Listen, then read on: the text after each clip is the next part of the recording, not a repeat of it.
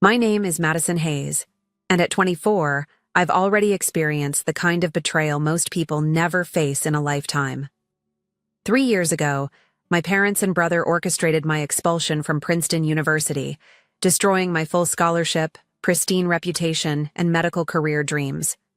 They watched me collapse into nothing, homeless and broken. Now, as CEO of my own healthcare tech company, they're begging to be part of my life again. They need me. Before I share how I gave my family a lesson they'll never forget, let me know where you're watching from in the comments and hit that subscribe button if family betrayal stories resonate with you. Growing up in Westchester County, New York, I was always the gifted child. My parents, Robert and Diana Hayes, presented themselves as the picture-perfect support system for their academically talented daughter. My father worked as a financial advisor at a prestigious firm, while my mother ran a successful interior design business. From the outside, we were the enviable American family with our beautiful colonial home, summer vacations in Martha's Vineyard, and my impressive academic record.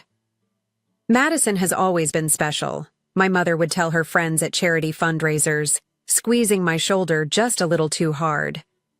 She gets straight A's without even trying. That wasn't true, of course. I studied relentlessly, often until 2 or 3 in the morning, driven by both my natural curiosity and the impossibly high expectations my parents had set. Nothing less than perfection was acceptable in the Hayes household. My brother Noah was 2 years older and attended Cornell University, studying business administration. We seemed close during childhood, sharing inside jokes and defending each other from neighborhood bullies. But something shifted when I began winning national science competitions in high school, while Noah struggled to maintain a B average. Another trophy for the golden child, he'd mutter whenever I brought home an award, his smile tight and eyes cold.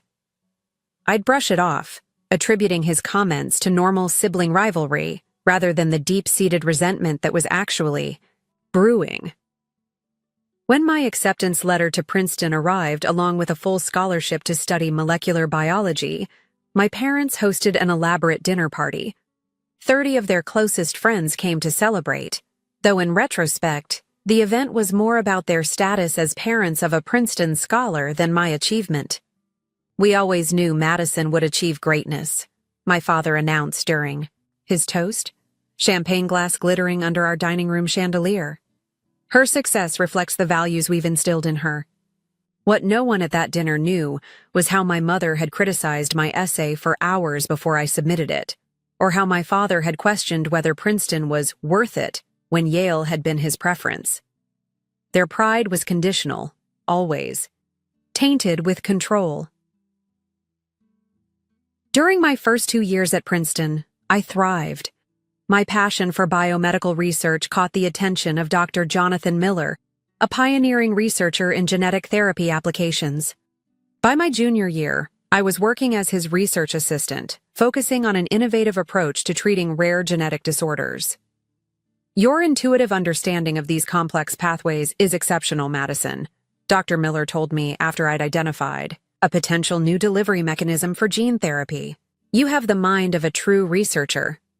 My dream was to complete medical school and specialize in genetic medicine, developing treatments for children with life-threatening genetic conditions. I envisioned a future where I could transform theoretical research into practical treatments, saving lives that would otherwise be lost to inherited diseases. When I called home with news of my success in the lab, my mother's response was tepid. "That's nice, dear. But remember, research positions don't pay nearly as well as private practice. Noah just got an internship at Goldman Sachs." Noah had become my parents' focus after his academic struggles in sophomore year.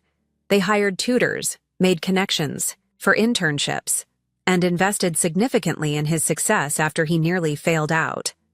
Meanwhile, they treated my achievements as expected, unworthy of special attention. During winter break of my junior year, I noticed small incidents that should have been warning signs. My application for a prestigious summer program mysteriously disappeared from my father's home office where I'd left it for mailing. My research notes were rearranged on my desk. My laptop crashed, losing a week's worth of work, even though I distinctly remembered saving backups. "You're probably just stressed and forgetful," my mother said dismissively when I mentioned these occurrences. "You always were in your own little world." Then came the announcement that would unknowingly set everything in motion. Dr. Miller recommended me for an exclusive research opportunity at Oxford University, a 6-month program that would allow me to work alongside world leaders in genetic medicine and potentially co-author a groundbreaking paper. "This could define your career," Dr. Miller explained. "Opportunities like this come once in a lifetime." I was ecstatic. This was validation of everything I'd worked for, a stepping stone to my dreams, and proof that I was on the right path. Little did I know, sharing this news with my family would trigger a catastrophic chain of events that would ultimately destroy everything I'd built. The night before returning to Princeton after winter break, I shared my exciting news at dinner. My father's fork paused midway to his mouth. My mother's smile froze. Noah choked slightly on his water. "Oxford? England?" my father asked carefully. "That seems rather extreme for a summer program." I explained enthusiastically about the opportunity, the connections I'd make, and the potential publication. I was too caught up in my excitement to notice the shadow that passed between my parents, or the calculating look in Noah's eyes. That moment was the beginning of the end of my academic career, though I wouldn't understand that until it was far too late. "England is so far away," my mother said the next morning as she helped me pack. Her voice had that syrupy quality she used when trying to manipulate a situation. "And their medical standards are different from American practices. This might actually hurt your applications to American medical schools." I was surprised by her negativity but brushed it off. "Dr. Miller says it's one of the most prestigious programs in the world. The connections alone would be invaluable." "Jonathan Miller isn't family," my father interjected, appearing at my bedroom door. "He doesn't have your best interests at heart like we do." This was the beginning of a subtle campaign to undermine my confidence about Oxford. Noah joined in later that day, casually mentioning a news article about funding cuts to international research programs. "Would hate to see you stranded in England when the money runs out," he said with feigned concern. "Plus, Victoria Chen turned down Oxford last year, and she just got accepted to Harvard Medical early admission. Victoria was my academic rival since freshman year. We'd competed for the same research position with Dr. Miller, and I'd gotten it. The mention of her name was clearly meant to trigger my competitive instinct. If Victoria had rejected Oxford, maybe I should too. But I remained firm. This was my dream, and I wasn't going to let their doubts cloud my judgment. I completed the application that night, detailing my research experience, and including letters of recommendation from Dr. Miller and 2 other professors. The next morning, I couldn't find the application packet anywhere in my room. "Mom, have you seen my Oxford application? It was on my desk last night." She didn't look up from her coffee. "I haven't touched anything in your room, Madison. You probably misplaced it." I tore apart my suitcases, checked under furniture, and even searched through the trash. Nothing.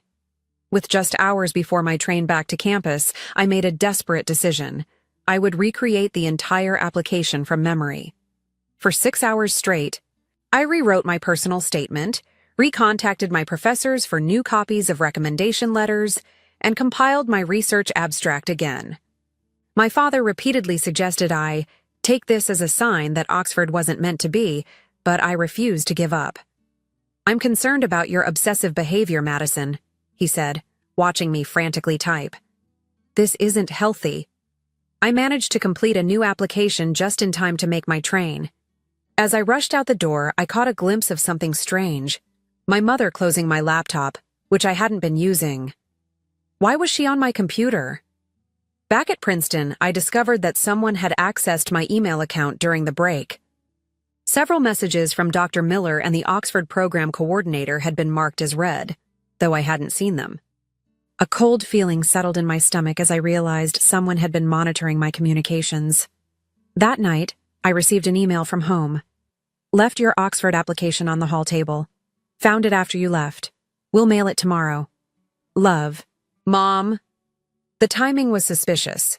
If they'd found it, why not call me immediately? I called home and my father answered. Dad, did you or Mom look through my emails while I was home?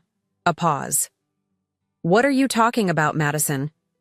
My email shows. It was accessed multiple times from our home network while I was there, but not by me. You're being paranoid, he said sharply. Why would we care about your emails? Your mother probably used your laptop by mistake. But it wasn't just emails. When I checked my research notes, I found subtle discrepancies. Data points slightly, altered reference citations changed. These were specific details only someone with scientific knowledge would target. Noah, with his undergrad biology courses, would have that knowledge. When I called him to ask, his response was immediate and defensive. Are you accusing me of sabotage? That's insane, Madison. You're my sister. Maybe you're working too hard and making mistakes. The gaslighting was so effective that I actually scheduled an appointment with the student health center, wondering if stress was affecting my memory. The doctor found nothing wrong and suggested I change my passwords and secure my documents better. I took that advice to heart. I changed every password, started using encrypted cloud storage, and kept my research notes with me at all times.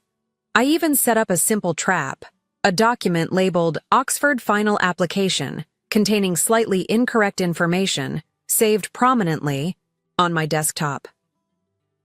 2 days later, I checked the document's access history and found it had been viewed remotely from an unrecognized IP address. Someone was definitely spying on my work. Despite all this interference, 3 weeks later, I received the news. I'd been accepted to the Oxford program. The acceptance email arrived while I was in lab, and I literally screamed with joy, causing Dr. Miller to rush over from his office. You earned this, he said, giving me a rare hug. Oxford is getting one of Princeton's finest. I was ecstatic, but also nervous about telling my family. I decided to call rather than email, wanting to hear their real-time reaction. That's wonderful, my mother said after a long pause. Your father and I will need to discuss the financial aspects. The program covers all expenses, Mom. I already told you that. There are always hidden costs, Madison. And have you considered what this means for your graduation timeline? You might fall behind.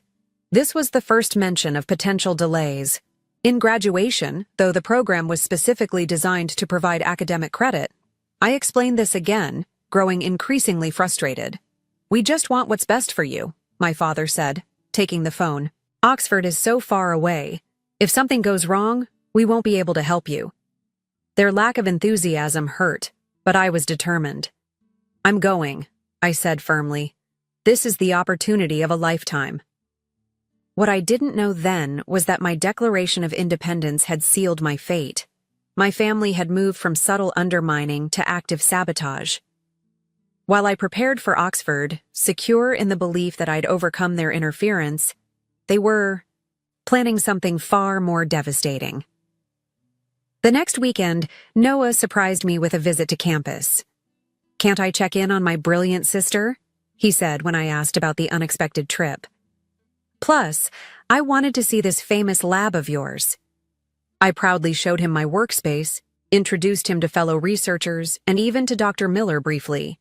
What I didn't notice was Noah carefully observing my login procedures, the location of my physical research notes, and the names of colleagues who might have access to my work. I was still blind to the true nature of my family's betrayal. I mistook their interference for overprotectiveness, their sabotage for accidents, and their manipulation for concern. That naivety would cost me everything.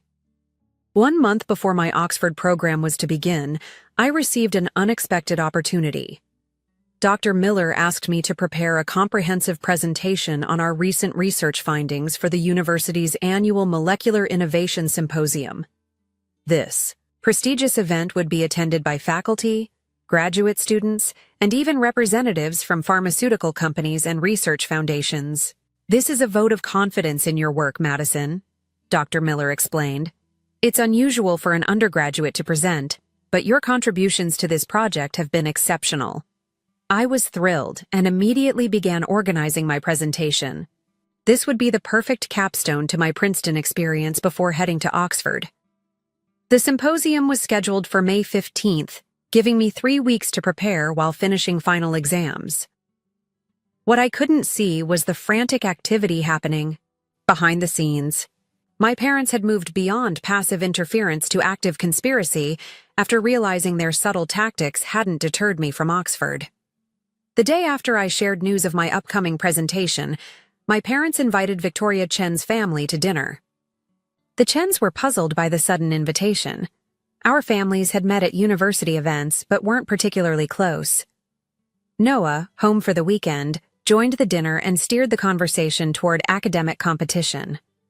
"Madison and Victoria have always been neck and neck," he said casually over dessert. "It must be difficult knowing Madison got the research position you wanted, Victoria." Victoria, always composed, merely smiled. "We each have our own paths. I'm quite happy with my research placement in Dr. Taylor's quantum biology lab." What no one at the table knew was that Noah had already begun laying groundwork for their plan. He'd accidentally encountered Victoria on campus during his visit and manipulated her into discussing her research methods in detail, recording their conversation on his phone. He now had examples of her specific academic language and approach, material, that could be used to frame me. After the Chens left, my parents and Noah held a private meeting in my father's study. "Madison has become too independent," my father said, pacing the room. "This Oxford program would take her completely out of our sphere of influence. If she establishes connections internationally, she'll never come back to the path we've planned." My mother nodded. "She's always been stubborn. Even as a child, she insisted on making her own decisions rather than accepting our guidance." "She's ungrateful," Noah added. "Do you know how many students would kill for the advantages she's had?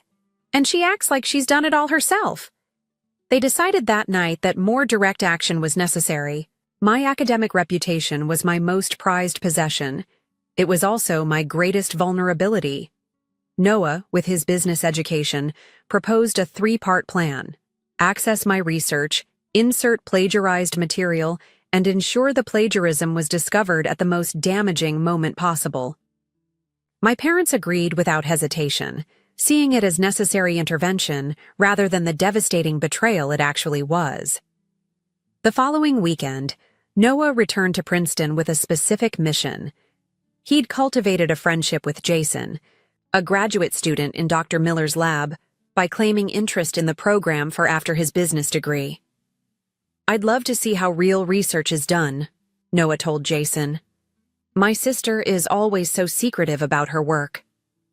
Jason, flattered by the attention and unaware of any ulterior motives, gave Noah a detailed tour of the lab when most students were away for Saturday activities. While Jason proudly explained equipment, Noah noted the location of my workstation, the shared lab computer I used, and the security protocols in place. "Madison mentioned she's working on her big presentation," Noah said casually. "She seemed stressed about it." "She shouldn't be," Jason replied. "Her work on the targeted delivery system is remarkable. Dr. Miller thinks it could lead to a publication." This innocent conversation gave Noah crucial information: the specific nature of my research focus and confirmation that the upcoming presentation was significant. Meanwhile, my mother contacted an old college friend who now worked in academic publishing, claiming she needed advice for a novel she was writing about academic misconduct. "I want to make sure the plagiarism scenario is realistic," she explained. "How exactly would someone insert plagiarized material in a way that would be irrefutably traced back to them?" Armed with expert advice, my parents and Noah refined their plan. They needed access to my actual research files, which I now kept, securely protected after the earlier incidents.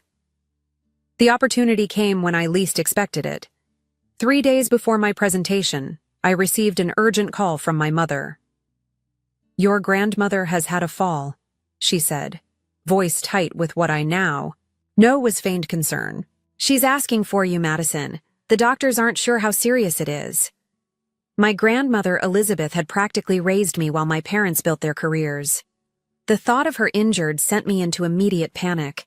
"I'll come right away," I said, already packing a small overnight bag. "Is she in the hospital?"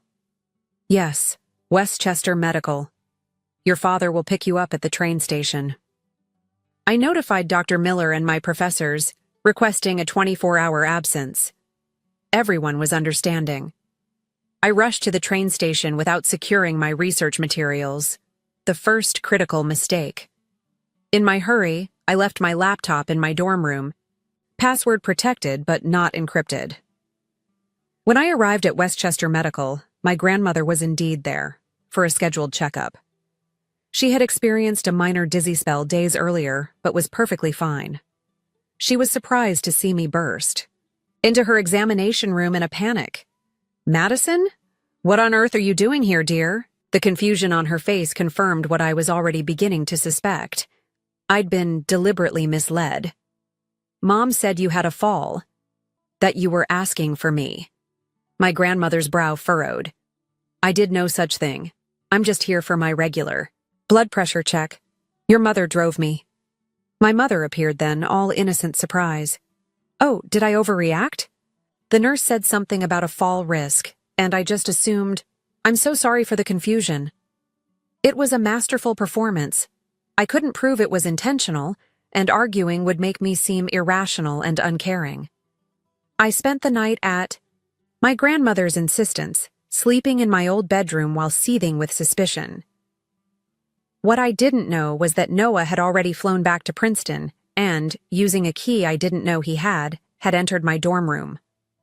He installed monitoring software on my laptop, copied my research files, and placed a USB drive with Victoria's research methodology in my desk drawer as backup evidence. That night, while I slept at my parents' house, Noah and my father worked methodically to alter my presentation and research notes. They didn't replace everything. That would be too obvious. Instead, they strategically inserted 3 paragraphs from an obscure research paper published in a specialized European journal, modifying them slightly but maintaining the distinct language and methodology. They also inserted a section that closely mirrored Victoria's unpublished work, which Noah had recorded during their casual conversation. The changes were subtle enough that I might not notice during a final review, especially when rushing, but obvious enough that a trained academic would immediately recognize the different writing style and approach. The next morning, my father drove me to the train station. "Good luck with your presentation tomorrow," he said as I got out of the car. "We're very proud of you." For a moment, I felt a rush of warmth. Despite their strange behavior, they were still my parents, and their approval meant something to me. That lingering emotional attachment blinded me to the magnitude of their betrayal. Back at Princeton, I had just 24 hours to finalize my presentation. I reviewed my slides, practiced my delivery, and checked my research notes. I noticed some formatting, inconsistencies, but attributed them to computer errors when transferring files. I fixed what I could and focused on being prepared for the biggest presentation of my undergraduate career. That night, my parents called to wish me luck. "You're going to do wonderfully," my mother said. "This is such an important day for you." "We wish we could be there," my father added. "But we'll be thinking of you." Noah texted, "Knock 'em dead, sis. Your hardest critic is rooting for you." Their supportive messages felt like a return to normalcy, reinforcing my desire to believe in their good intentions. I went to bed feeling confident and reconnected to my family. The morning of the presentation, I performed a final review of my materials. Something caught my eye, a paragraph that didn't quite sound like my writing. I started to investigate further, but was interrupted by a call from Dr. Miller, asking me to come to the auditorium early to test the projection system. "I'll fix it after the run-through," I told myself, closing my laptop and heading to the venue. That decision would cost me everything I'd worked for. The Princeton Molecular Innovation Symposium was held in Richardson Auditorium, a grand venue usually reserved for prestigious university events. As I entered that morning, the space was already buzzing with activity, technical staff adjusting, lighting, graduate students arranging programs, faculty members chatting in small groups. I spotted Dr. Miller near the stage, deep in conversation with Dr. Eliza Thompson, the department chair, and Dr. William Chen, Victoria's research advisor. A twinge of nervousness flickered through me. I hadn't expected Victoria's mentor to be present. "Ah, Madison," Dr. Miller called, waving me over. "Perfect timing. We're just finalizing the presentation order." I joined their small circle, clutching my laptop. "Good morning, professors. I'm ready whenever you need me." Dr. Thompson smiled warmly. "We've been looking forward to your presentation, Madison. Jonathan speaks very highly of your work." Dr. Chen nodded politely, but said nothing. I wondered if he resented me for securing the position Victoria had wanted. The technical check went smoothly, and I returned to a seat in the front row to make the final changes I'd noticed earlier. But before I could open the file, students and faculty began filing in, and Dr. Miller signaled that we were about to begin. The symposium opened with remarks from the dean, followed by 2 graduate student presentations. I was scheduled third, a prime spot that Dr. Miller had advocated for, believing my work deserved prominent attention. When my name was called, I approached the podium with confidence born of thorough preparation and genuine passion for my research. The audience of about 200 people looked expectantly as my opening slide appeared on the large screen. "Good morning," I began. "Today I'll be presenting our lab's recent advancements in targeted delivery mechanisms for gene therapy applications in rare genetic disorders."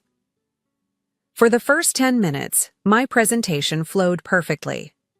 I explained our methodology, presented preliminary data, and outlined the potential clinical applications of our findings. The audience was engaged, with several professors nodding appreciatively at our novel approach.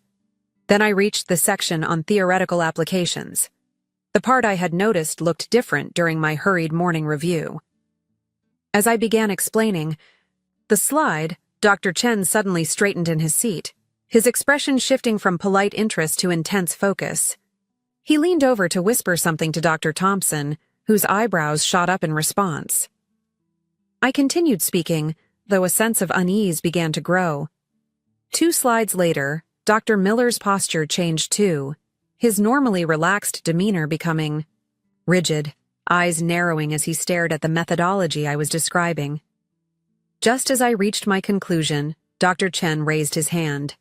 This was unusual. Questions were typically held until after presentations. "Excuse me, Ms. Hayes," he said, his voice carrying clearly across the auditorium. "Could you go back to slide 16, please?"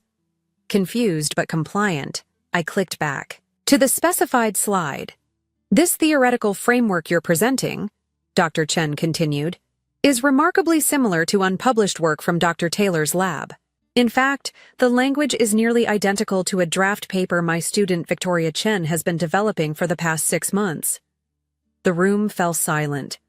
My heart began pounding so loudly I was certain everyone could hear it.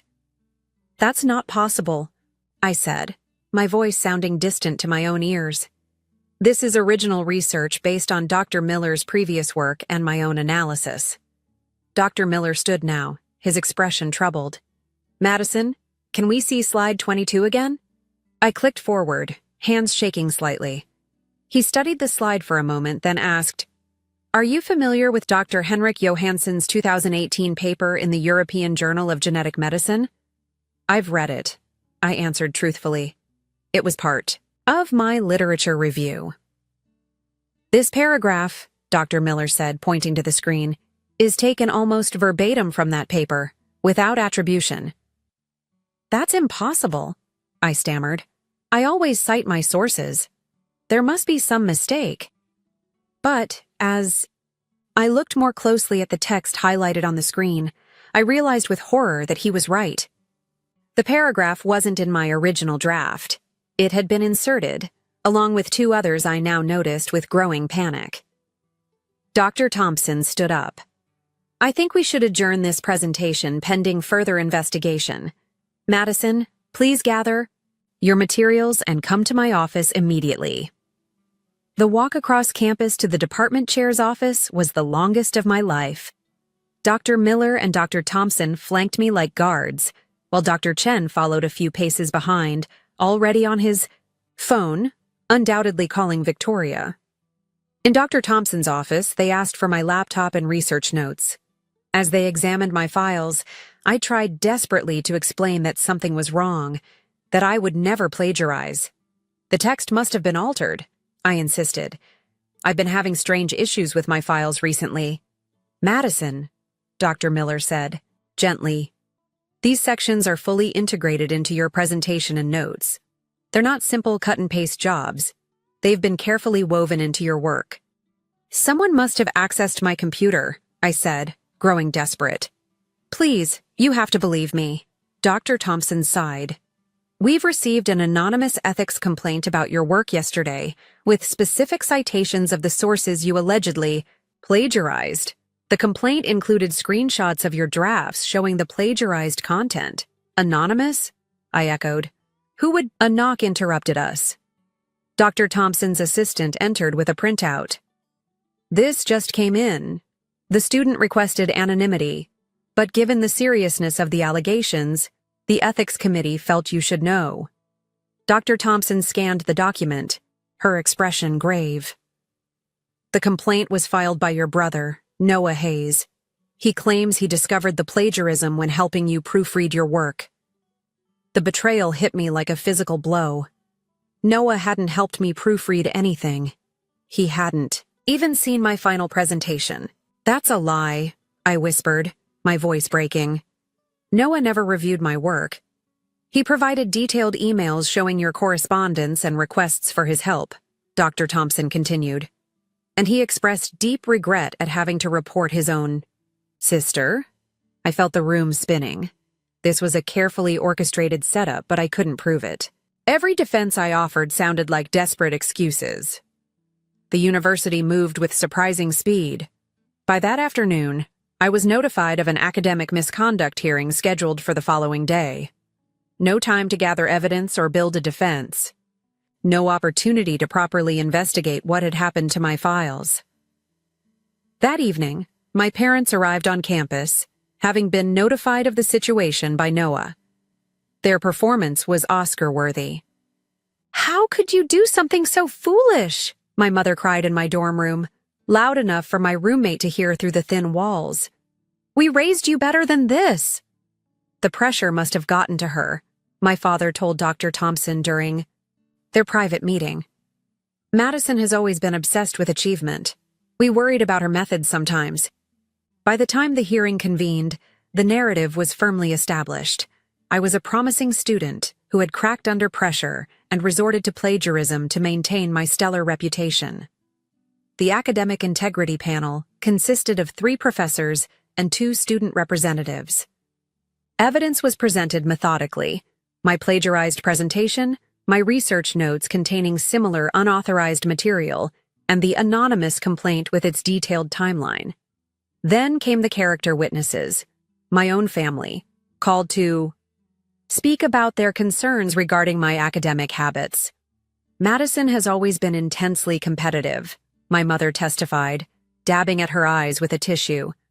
When Noah began struggling academically in high school, she became even more determined. To outshine him, nothing was ever enough. My father described finding me in tears after receiving an A on a high school chemistry test. She said her future was ruined, over an A. We worried about this perfectionism, but never imagined it would lead to something like this. Noah's testimony was the final nail in my coffin. He described how I had sent him my presentation to review, how he had noticed similarities to articles he'd read while researching grad schools, and how I had dismissed his concerns. I didn't want to turn in my own sister, he said, voice cracking convincingly. But I couldn't be complicit in academic fraud. The integrity of research is too important. Through it all, I sat in stunned silence. Their lies were so seamlessly integrated with truths that I couldn't effectively counter them. Every defense I attempted was undermined by evidence my family had carefully planted. When the panel asked about previous academic misconduct, Noah produced evidence I'd never seen before. A high school essay with plagiarized passages he claimed I'd confessed to him about. My parents nodded solemnly, confirming they'd dealt with the situation privately to protect Madison's future. None of it was true, but all of it was believable. My academic record was too perfect, my achievements too numerous. The panel saw what my family wanted them to see, an overachiever who had finally crossed an ethical line. The verdict came swiftly: immediate expulsion from Princeton University, revocation of my scholarship, and a permanent mark on my academic record.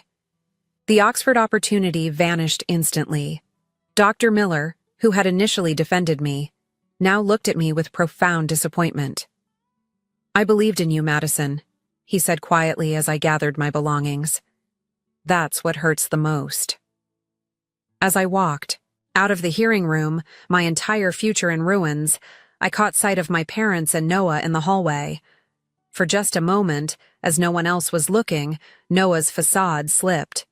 He smirked, a small, satisfied smile that confirmed everything. This had been deliberate. This had been planned. This had been their goal all along. I had never felt so utterly betrayed and alone. The day after my expulsion, I received an official letter. I had 48 hours to vacate university housing. My campus ID was deactivated, cutting off access to buildings, meal services, and even the library. 3 years of my life had been erased in a single day. Standing in my half-packed dorm room, I received a call from my father. "Your mother and I have discussed the situation," he said, his voice eerily calm. "We're willing to help you through this difficult time, under certain conditions." Those conditions revealed their true intentions. I would move back home, enroll in a local community college of their choosing, and work part-time at my mother's design firm. All my educational and financial decisions would require their approval. In essence, I would surrender the independence they had worked so methodically to destroy. "This is for your own good, Madison," my mother added, having clearly been listening on another extension. "You've proven you can't be trusted with important decisions." The audacity of their offer, presented as generosity when they had orchestrated my downfall, sparked something in me. Through tears of rage and despair, I found my voice.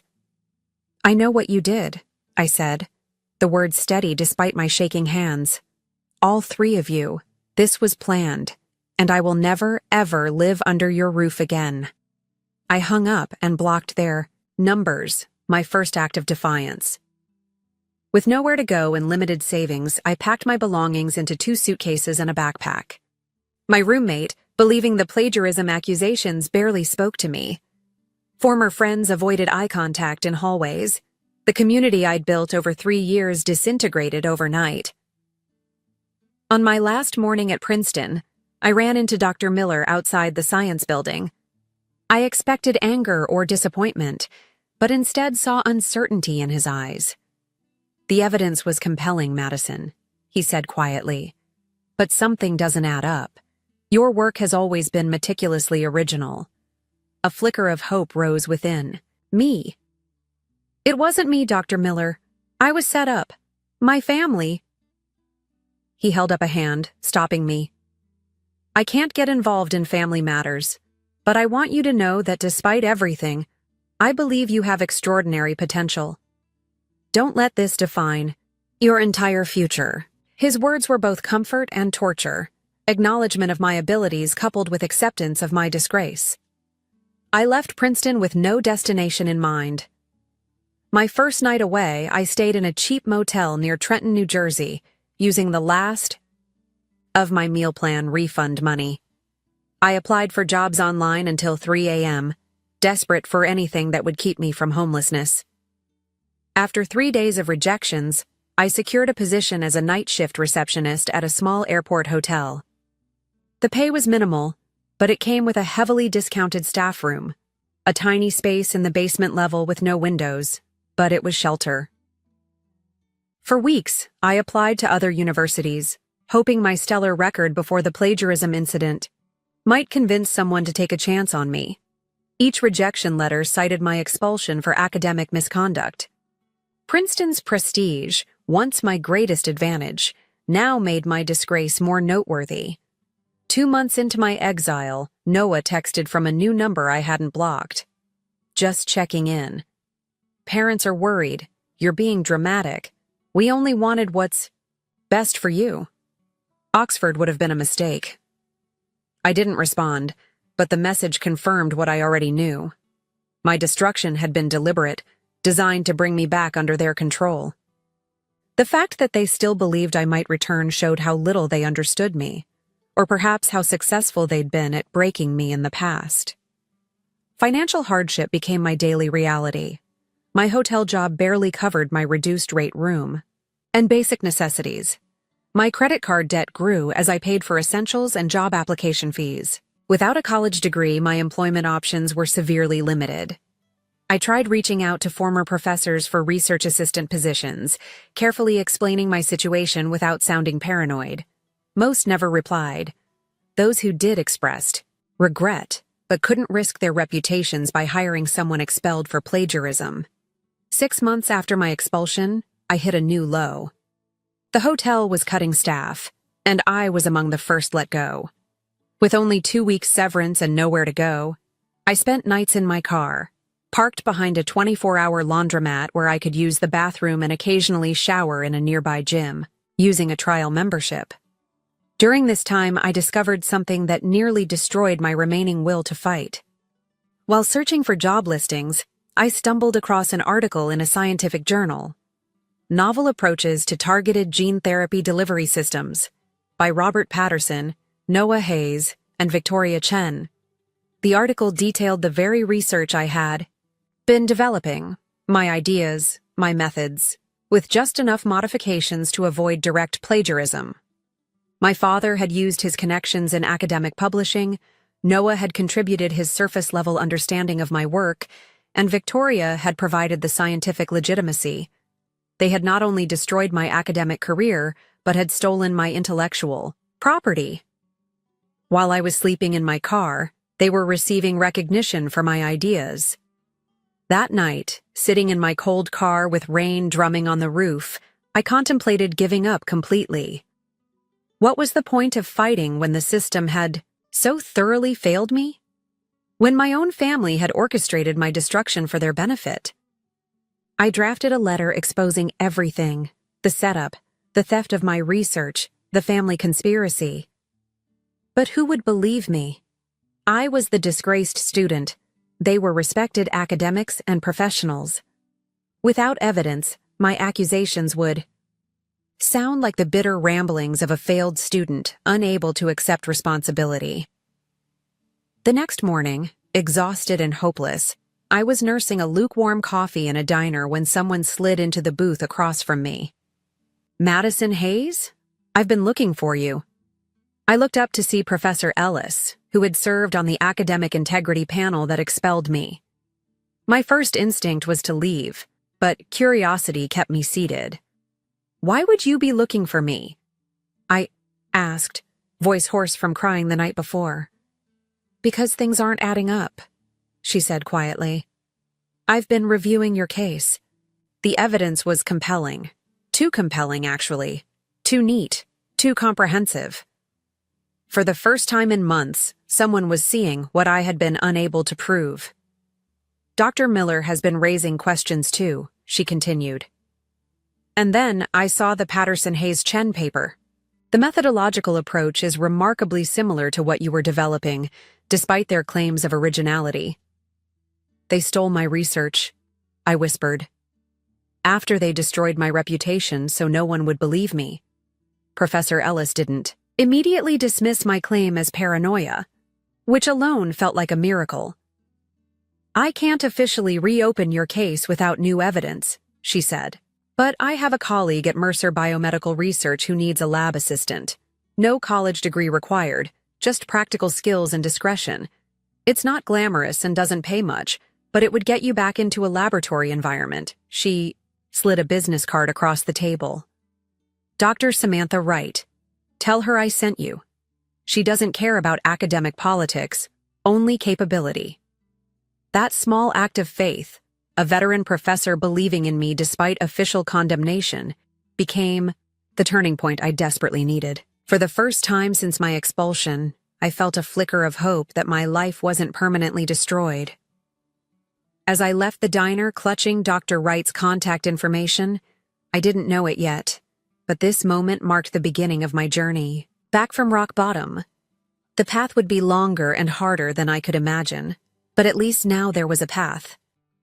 The address on Professor Ellis's card led me to an inconspicuous building in an industrial area outside Trenton.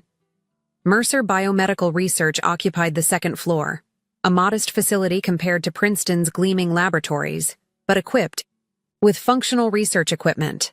Dr. Samantha Wright was nothing like I expected. In her late 50s, with short gray hair and wearing jeans under her lab coat, she had a directness I found immediately refreshing. "Ellis says you were railroaded," she said after I introduced myself. "I don't care. What I care about is whether you can analyze genetic sequences, maintain precise experimental protocols, and work 80 hours a week for barely livable pay." "I can do all of that," I said without hesitation. "Good. You start tomorrow. There's an efficiency apartment above the lab that comes with the job. Previous assistant left last month, so it's available if you need housing." The apartment was little, more than a studio with a kitchenette. But after sleeping in my car, it felt like luxury. That night, for the first time in months, I slept on a real bed, with a door I could lock and a sense of purpose to wake up to. Working for Dr. Wright was demanding but transformative. Mercer Biomedical operated on limited grant funding, conducting contract research for smaller pharmaceutical companies that couldn't afford in-house labs. The work was routine: testing drug interactions, running standardized experiments, documenting results. But it kept my scientific skills sharp. "You're overqualified," Dr. Wright commented after my first month. "Ellis mentioned you were working on targeted gene therapy delivery systems. Innovative stuff." I tensed, wondering if she'd seen the Patterson-Hayes-Chen paper. "I had some ideas," I said cautiously. "But that's in the past now." Dr. Wright studied me for a moment. "Nothing's ever truly in the past, Madison. Especially good ideas. They have a way of resurfacing when the time is right." Over the next 6 months, I rebuilt my life from scratch. I paid off my credit card debt, saved a small emergency fund, and even began taking online courses in computer science and data analytics, skills that would complement my scientific background without requiring academic credentials. Dr. Wright gave me increasing responsibility, eventually allowing me to design experimental protocols and analyze results independently. She never asked about Princeton or the plagiarism allegations, focusing instead on my present capabilities. One evening, working late, I found her reviewing the Patterson-Hayes-Chen paper. "Interesting approach," she said, not looking up, "but fundamentally flawed in the delivery mechanism. The lipid nanoparticle formulation they're proposing would be cleared by the immune system before reaching target tissues." She was right. It was precisely the problem I had been working to solve before my expulsion. My solution had involved a novel coding process that would disguise the nanoparticles from immune detection. "There's a way around that," I said tentatively. Dr. Wright glanced up. "Show me." That night, using the lab's basic equipment, I demonstrated the principles of my improved delivery system. Dr. Wright watched in silence, occasionally taking notes. "This is significantly more advanced than what's in this paper," she said finally, "and more likely to work." "It was my original research," I admitted. "They appropriated it." Dr. Wright's expression hardened. "I suspected as much. Ellis didn't give me details, but I can read between the lines."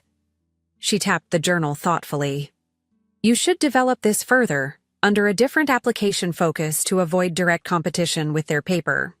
"I can't publish," I reminded her. "My academic reputation is destroyed." "Publish under a pseudonym," she suggested. "Focus on practical applications rather than theoretical frameworks. There are industry journals that care more about results than academic credentials." That conversation sparked a new phase in my recovery. By day, I performed my regular lab duties. By night, I refined my research, adapting my delivery system for specific applications in treating rare genetic disorders. Dr. Wright introduced me to Dr. Michael Brennan, a former colleague who now worked in healthcare technology. He was developing medical applications, but struggling with the biological interface components. Your nanoparticle delivery system could be adapted for localized drug delivery via smartphone-controlled implants, he explained during our first meeting. The medical applications would be revolutionary, especially for conditions requiring precision timing of medication release. This collaboration opened an unexpected path. My biological expertise combined with Dr. Brennan's technical knowledge created something neither of us could have developed alone. A smartphone application that could monitor genetic markers via wearable sensors and calibrate treatment protocols accordingly. To protect my identity and avoid attention from my family, I worked under the pseudonym Madeline Harrison. Dr. Wright and Dr. Brennan respected my need for anonymity, though neither knew the full extent of my family's betrayal. After 18 months of development, our prototype health monitoring system attracted attention from a venture capital firm specializing in medical technology. Their initial investment allowed us to form a small company, Precision Health Solutions, with Dr. Brennan as CEO, Dr. Wright as Chief Scientific Officer, and me as lead research developer. For the first time since my expulsion, I felt professionally validated. My ideas were being recognized, not stolen. My work was making a difference, not becoming someone else's acclaim. As our company grew, so did my confidence. I rented a small but comfortable apartment in Philadelphia, bought professional clothing, and began carefully rebuilding my identity, not as Madison Hayes, disgraced student, but as Madeline Harrison, innovative biotech researcher. 2 years after my expulsion, Precision Health Solutions secured a major investment round of $15 million. Our app had shown promising results in clinical trials for diabetes management, and we were expanding into other chronic conditions. I was named Chief Innovation Officer, with a salary that finally reflected my contributions. During this period of professional growth, I also undertook a personal mission, uncovering the full extent of my family's conspiracy. Using my new financial resources, I hired a cybersecurity expert to analyze my old laptop, which I had kept in storage. There's definitive evidence of remote access during the period in question, the expert confirmed. Sophisticated enough to avoid casual detection, but not impossible to trace. The intrusions originated from 2 IP addresses, one registered to a Noah Hayes in Cornell University housing, another to Robert Hayes in Westchester County. I also engaged a private investigator to document interactions between my family and Victoria Chen. He uncovered a paper trail of emails, financial transactions, and meetings that painted a clear picture of conspiracy. Your brother transferred $5,000 to Victoria Chen 3 days after your expulsion, the investigator reported. And your father's firm began managing investments for the Chen family the following month. The connections are unmistakable. Armed with this evidence, I consulted an attorney specializing in academic misconduct cases. Her assessment was sobering. You have compelling evidence of sabotage and conspiracy, she acknowledged. But academic reinstatement cases are extraordinarily difficult, especially after this much time has passed. The university would fight vigorously to avoid admitting such a significant error in judgment. I decided to bide my time. Precision Health Solutions was growing rapidly, and each success strengthened my position. I was no longer desperate for vindication. I was building something more valuable than the career that had been stolen from me.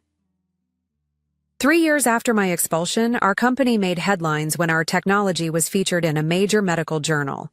The article praised our innovative approach to personalized medicine and highlighted the potential to revolutionize treatment for rare genetic disorders.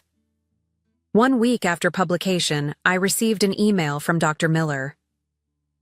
I saw the article on Precision Health's technology. The approach to nanoparticle delivery is remarkably similar to what you were developing at Princeton. I always wondered what happened to your research. Would you be willing to meet to discuss this remarkable coincidence? She.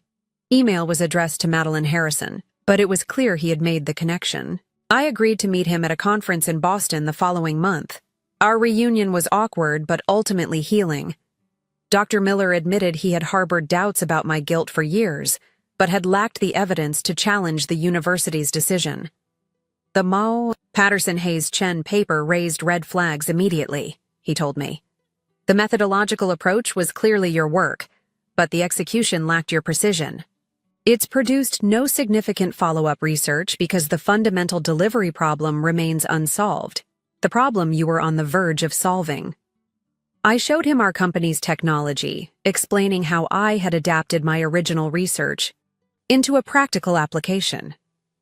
His validation of my work, recognition that these were indeed my ideas, meant more than I could express. As we parted, Dr. Miller made an unexpected offer. If you ever want to clear your name officially, I would support a reinvestigation of your case. The evidence you've gathered, combined with your subsequent work, presents a compelling argument for academic sabotage. I thanked him but explained that my priorities had changed. My focus was building my company and developing technologies that helped people, not fighting old battles. What I didn't tell him was that I was waiting for the perfect moment, when my family would have no choice but to face what they had done. That moment was approaching faster than I anticipated. 4 years after my expulsion, Precision Health Solutions was valued at over $200 million. As Chief Innovation Officer and a significant shareholder, I had achieved financial success beyond anything I could have anticipated during those dark days living in my car. Then, on an ordinary Tuesday morning, I received an email that sent a chill through me despite the years of preparation. Dear Madison, I hope this finds you well. Your father's investment firm has experienced significant losses, and we're facing difficult times. We've been trying to reach you for years. We're your family, and despite past disagreements, families should stand together in times of need. Please, contact us. Love, Mom. They had found me, and as I had always known they would, they had come crawling back when they needed something. The timing couldn't have been more perfect for the reckoning I had patiently awaited. I let my mother's email sit unanswered for 3 days, giving them time to wonder whether I'd received it, or simply deleted it unread. Finally, I replied with clinical precision. I'm available to meet at my office in Philadelphia next Tuesday, at 10 a.m. The address is attached. Come alone, all 3 of you. This is not negotiable. My assistant, Leah, was briefed on their arrival. They're not family, I explained. They're former associates who may attempt to manipulate the situation. Don't leave them alone with any company materials, and record all interactions in the lobby. The morning of the meeting, I dressed deliberately, a tailored charcoal suit that projected authority, not a hint of the vulnerable student they had destroyed. I arranged my office strategically, 3 visitor chairs facing my desk, a digital screen on the wall, and a manila envelope placed prominently on my desk. At precisely 10:02 a.m., Leah announced their arrival. I took a deep breath, squared my shoulders, and prepared to face the architects of my downfall. They entered cautiously, my father first, thinner than I remembered, and notably less confident. My mother followed, her practiced smile failing to hide her apprehension. Noah came last, his expression a mixture of resentment and calculation. Madison, my mother breathed, stepping forward with arms extended for an embrace. I remained seated. Mrs. Hayes, Mr. Hayes, Noah, please sit down. The formality stopped her cold. They exchanged glances and took their seats, suddenly unsure of the script they had undoubtedly rehearsed. You look well, my father began awkwardly. We've been so worried about you. Have you? I replied, my voice level. How interesting. Let's skip the pretense. You're here because you need something from me. What is it? My directness unbalanced them. After a moment's hesitation, my father cleared his throat. As your mother mentioned in her email, my investment firm has experienced significant Challenges. A major client lawsuit combined with market downturns has placed us in a difficult position. We might lose the house, my mother added dramatically. Everything we've worked for. And you believe this concerns me because... I let the question hang in the air. Noah shifted impatiently. Look, we know you're doing well with your tech company. The business news has covered your success. We're talking about family here, Madison, despite whatever grievances you're holding on to. Grievances, I repeated, the word like acid on my tongue.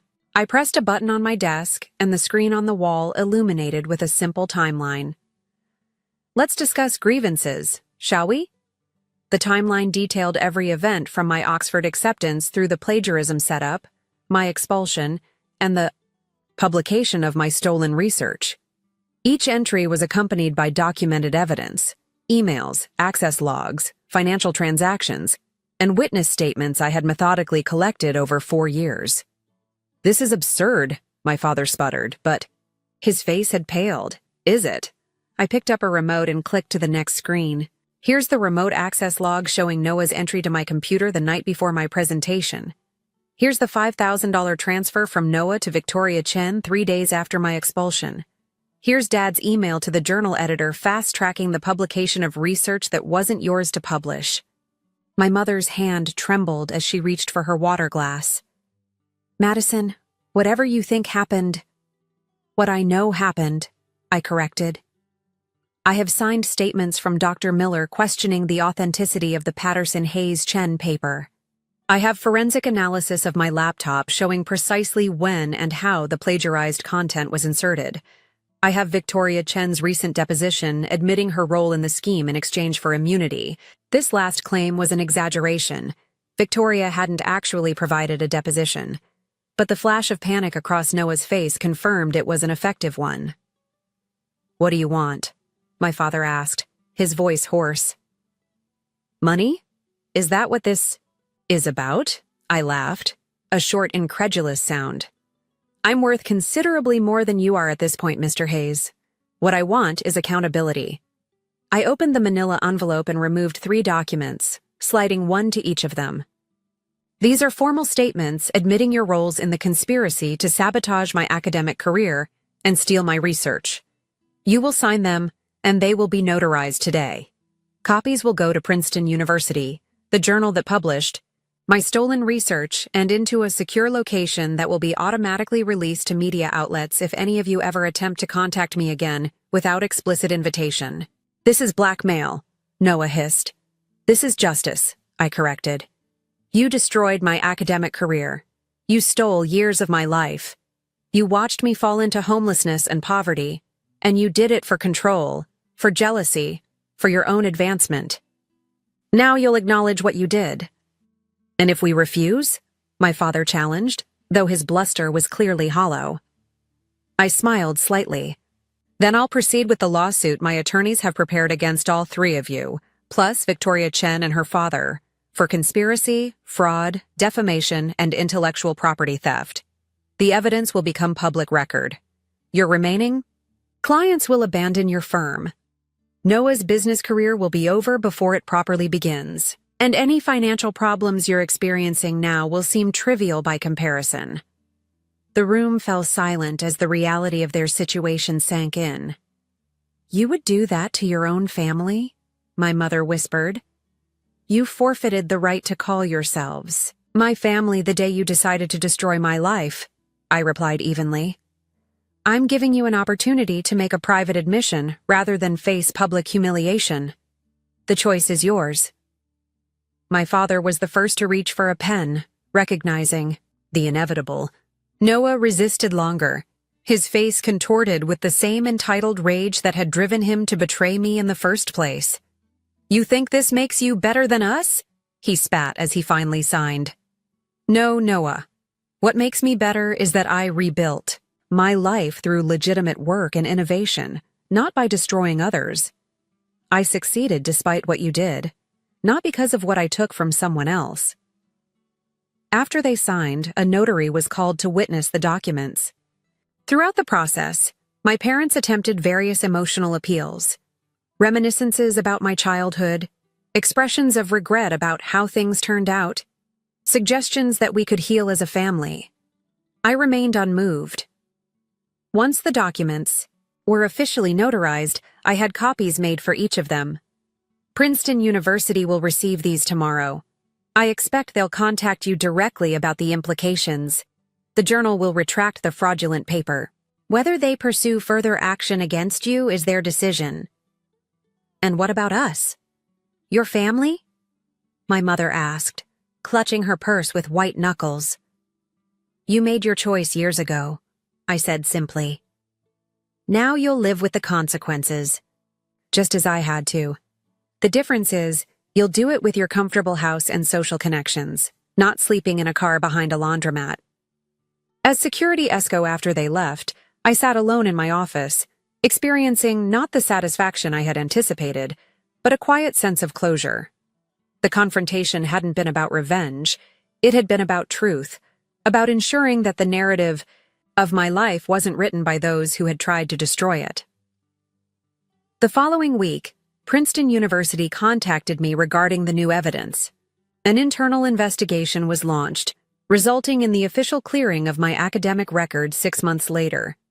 The journal published a retraction and apology for the Patterson-Hayes-Chen paper. I declined the university's offer to resume my studies. Instead, I established a scholarship fund for students facing unjust academic accusations, providing both financial support and legal resources to ensure due process. Dr. Miller and I co-authored a legitimate paper on my original research, properly, crediting my contributions and establishing the scientific record I had been denied years earlier. As for my family, I maintained the boundaries I had established. They attempted contact several times in the months following our confrontation, oscillating between anger, guilt-tripping, and pleading. Each message was met with silence. Eventually, they stopped trying. 3 years after our confrontation, I received word that my father's firm had declared bankruptcy. Noah had relocated to Seattle for a mid-level management position far below his ambitions. My mother had sold the Westchester house and moved to a condominium in Florida. I felt no joy at their downfall, nor any obligation to help. Their collapse hadn't been my doing. It had been the natural consequence of building success on deception and betrayal, rather than genuine achievement. My own journey continued to evolve. Precision Health Solutions expanded internationally, our technologies helping thousands of patients with genetic conditions. I established a foundation supporting educational opportunities for students from disadvantaged backgrounds, particularly those interested in biomedical research.